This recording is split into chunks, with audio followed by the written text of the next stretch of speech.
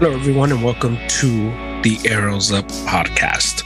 This is German coming to you on this Thursday edition of the pod. We have Champions League to talk about, we have NBA to talk about, and we have fighting stuff, but that's going to be on the Sunday pod.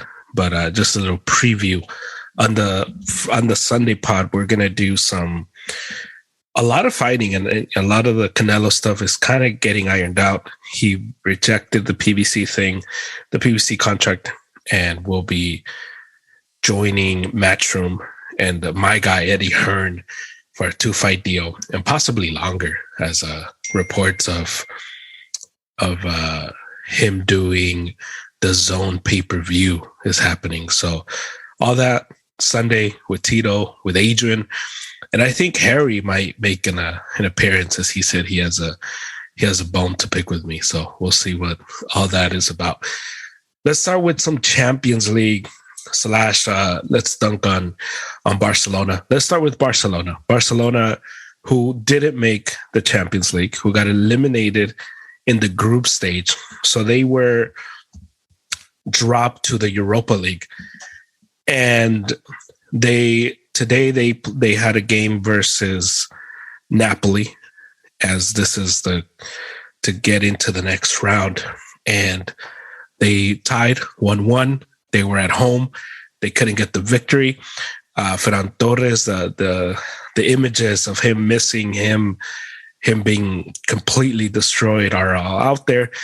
I'm enjoying it. I love it. I hope they get eliminated.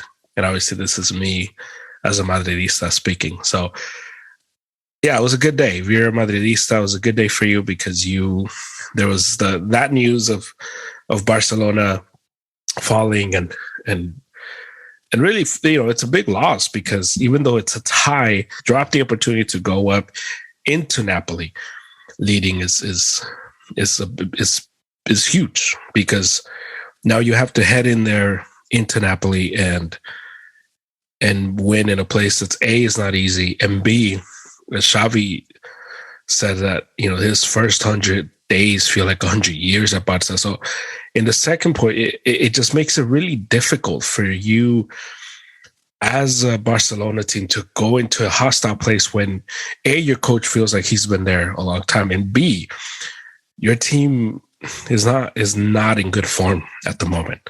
So hopefully Napoli is able to win, and we're able to continue to make fun of Barcelona for more time. And in other Europa League stuff, other results, we had Dortmund lose to Rangers 4-2, and Porto beat Lazio. Sevilla, the kings of this competition, 1-3-1. And that's pretty much it. Atalanta beat Olympiacos 2-1. Real Betis, they've had a pretty solid year in the Spanish league. They won 3-2 in their matchup. Let's go to the Champions League. The big game, PSG Real Madrid on Wednesday, I think lived up to the billing, at least from the standpoint of Kylian Mbappe. Kylian Mbappe in that game was spectacular.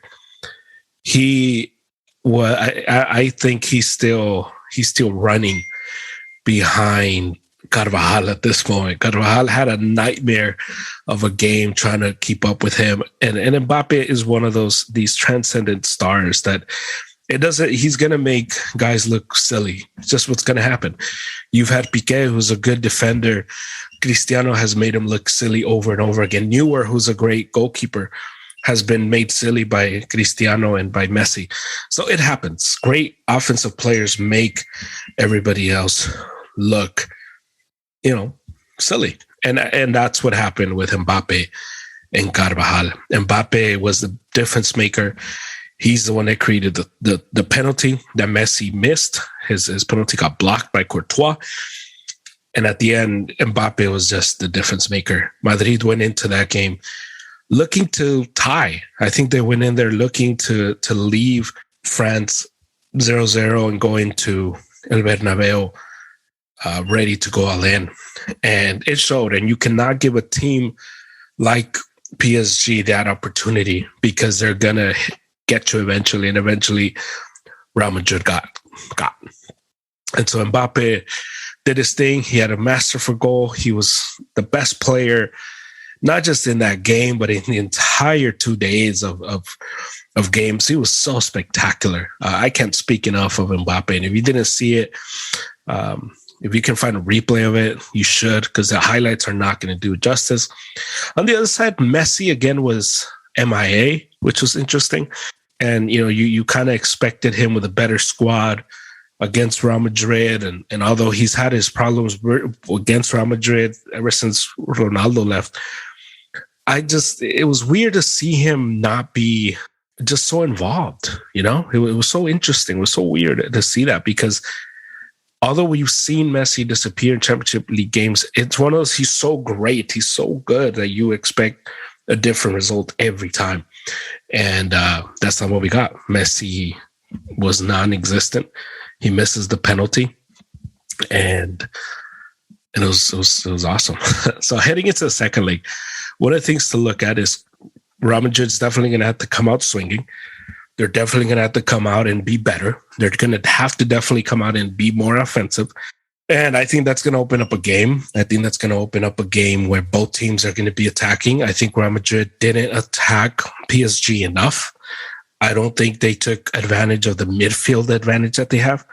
Now, in the second game, Mendy's not going to be there because of a yellow card, and Casemiro's not going to be there because of a yellow card. And I kind of like that for Real Madrid, not the Mendy part, because that means either Vasquez or Marcelo are going to play there, and that's a huge disadvantage.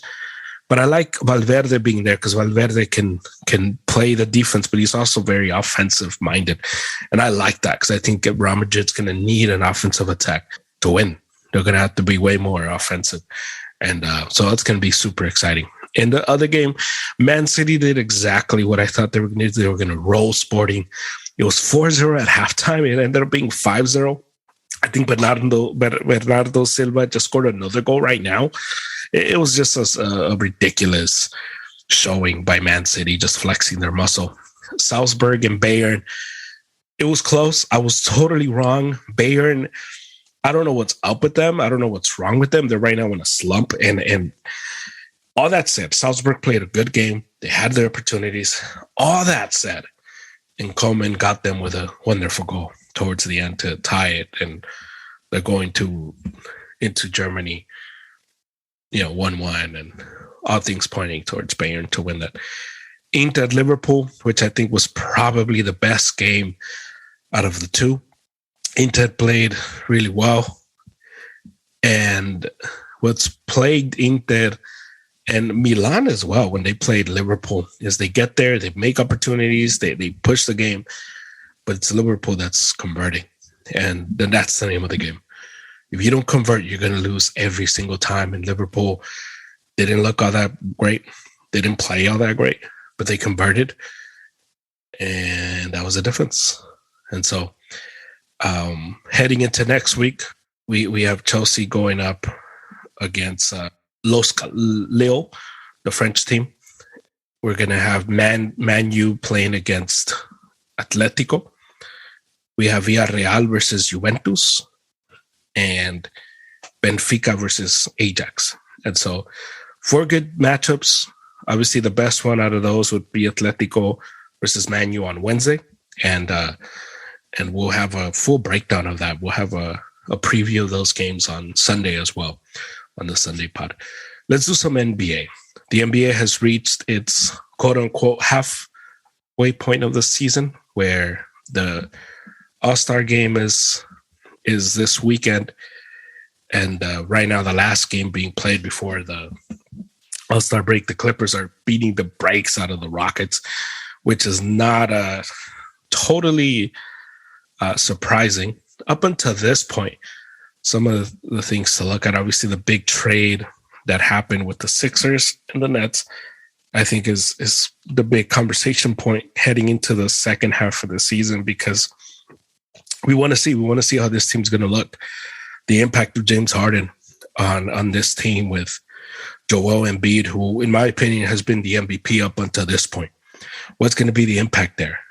How much better can they get? And Can the Heat continue to their great play? Are the Bulls going to continue in their surprising season? DeRozan has been spectacular this season, man. He's been when he first signed with the Bulls for that money, I was like, man, that's a lot of money for that guy. And he has been worth every single penny. The Cavaliers, who have been the surprise of the season, they're the 4th seed right now in the East. And I love that. They're probably my favorite team to watch on a day-to-day basis because they're so much fun. Evan Mobley he's special. He's so good. Garland has taken a jump. And so that whole team, Jared Allen, who's deserving of an all-star appearance, that whole team is so good. And I just like watching them. Milwaukee, who's been up and down, they haven't been completely healthy yet, but it's a team that you have to give them the benefit of the doubt because they won the title last year. Giannis is, I think 1B to Durant's 1A in terms of who's the best basketball players in the world. And then you got the Nets who's struggling, but they got Ben Simmons. Ben Simmons looks eager to play, and KD you figure is going to come back soon. And I think the whole vaccine stuff is going to get fixed, and Kyrie is going to be a full-time player. So I'm super excited for that. I'm super excited to see these guys go head to head and play at a level where you're going to see both of these teams collide, and with the Nets and the Sixers, and the East is going to be just one hell of a just matchups throughout in the playoffs. There's going to be no easy team, and the Hornets and Hawks and the Wizards are all playing for the playing game. So we're going to just see wild stuff heading into the second half. And on the Tuesday pod, we'll do a complete NBA, what to expect, what we're going to see, what I think we're going to see in the second half. In the West, we got the Suns, who've been the best team in basketball. They definitely have the vibes of the San Antonio team who lost in the finals versus Miami. The next year were just on a mission, and they just looked the part. I wouldn't be surprised if it's Phoenix who wins the title. I think it's going to be Phoenix Milwaukee again. But I may be swayed to Big Philly to represent the East after. I just want to see. Look, I just want to see 5-10 games of Harden in that offense to see how that's going to work out. Golden State definitely has been spectacular. Clay is rounding into shape. Wiseman has yet to come back, but you would think that he's going to play eventually and he's going to be a factor. Memphis has been, the West version of Cleveland, but they've been better. John Moran has been so amazing, and it's just been he's so much fun to watch. Utah, I can't stand Utah. I don't believe in Utah. I know they win a lot of games. I know that the data says that they're really good. I don't trust them. I don't believe in them. They're the 4th seed. Good job for them. I just don't think they're gonna do much in the playoffs. The Mavs finally got rid of Kristaps Porzingis. I think more so to get rid of him. What they got back was I wasn't a big fan, like I had said in the pod with Harry, with the Dinwiddie trade and Bertans. But maybe both of those guys can play better in that offense with Luka, with J Kidd, and so I'm excited to see them. Obviously, I love Luka. I want to see Luka succeed, and we'll see how that plays out. The Nuggets with Jokic, I think if the Nuggets were like the 3rd seed, Jokic would probably be on his way for a 2nd MVP. He's so amazing. I want to see that guy live because he's so amazing. Just everything he does, the way he plays, it's so ridiculous. If you ever watched him just on TV, if you're to see him, you're like, how is this guy, the way he looks, how is this guy the best player on the court right now?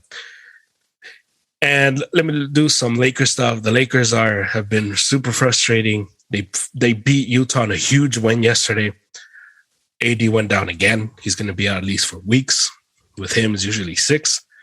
So we'll see how that turns out. I think the Lakers are not going to win the title this year. I don't think they are in contention to do much unless something clicks and AD comes back sooner, or when he comes back, he's a different AD. But the AD we've seen this year is not it. This guy is not the guy that we saw 2 years ago that helped the Lakers win the title. So That's what I think about the NBA. So that's where we're at.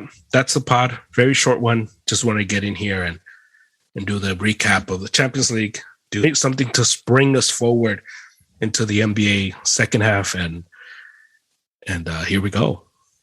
NBA season is about to continue. It's about to heat up. And we'll be here for it. So for German, Arizona Podcast. Until next time. See you later.